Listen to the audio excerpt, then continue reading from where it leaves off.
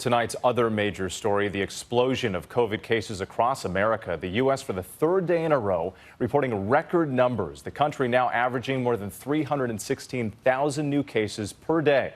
The New York Times reporting the FDA is expected to authorize the Pfizer booster for children ages 12 to 15 as early as Monday, as record number of children are now hospitalized with the virus. Still, New York City pushing ahead with its New Year's Eve celebration in Times Square. Dr. Anthony Fauci urging people, if you're going to celebrate tomorrow night, do it in smaller vaccinated groups. Here's ABC's Trevor Ault.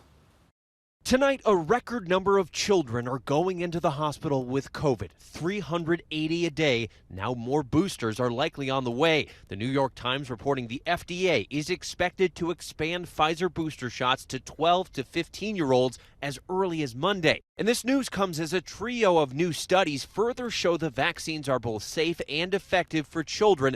But so far, 30 million eligible children have yet to get the shot. What you have now is you have an undervaccinated or relatively unvaccinated population of children with a highly contagious virus. And this virus is seeking out the susceptible, and that is children. Massachusetts 12-year-old Michaela DeSalle has asthma. She was infected alongside her father, Mike. Both of them are unvaccinated, and both were taken to intensive care. You gotta really protect yourself, you know what I mean? Even if you don't have any underlying health problems, you gotta protect yourself, get vaccinated. I should have did it. Today in Yonkers, New York, parents lining up with their kids waiting for COVID tests to return to school Monday, but 1 in 4 of the district's tests are coming back positive.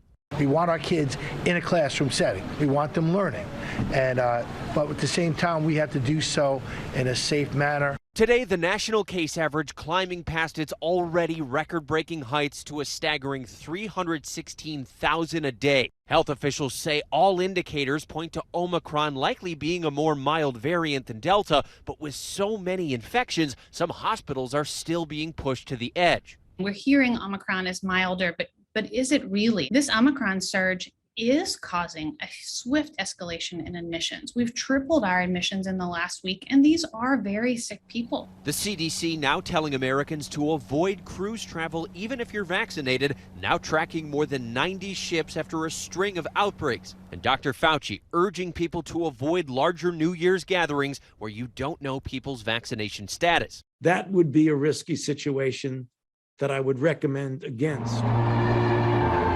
New York City is steadfast, still hosting the iconic Times Square ball drop. 15,000 will be allowed on hand, all masked and vaccinated. The celebration happening despite NYC cases skyrocketing to 74,000 a day, with 30% of EMS and 21% of NYPD now out sick.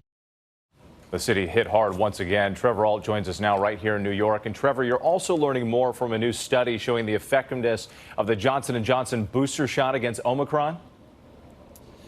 That's right, with the studies out of South Africa, and it found that second J&J dose provides strong protection even against Omicron, and it cuts the risk of hospitalization by 85%.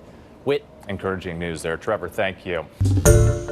Hi, everyone. George Stephanopoulos here. Thanks for checking out the ABC News YouTube channel. If you'd like to get more videos, show highlights, and watch live event coverage, click on the right over here to subscribe to our channel. And don't forget to download the ABC News app for breaking news alerts. Thanks for watching.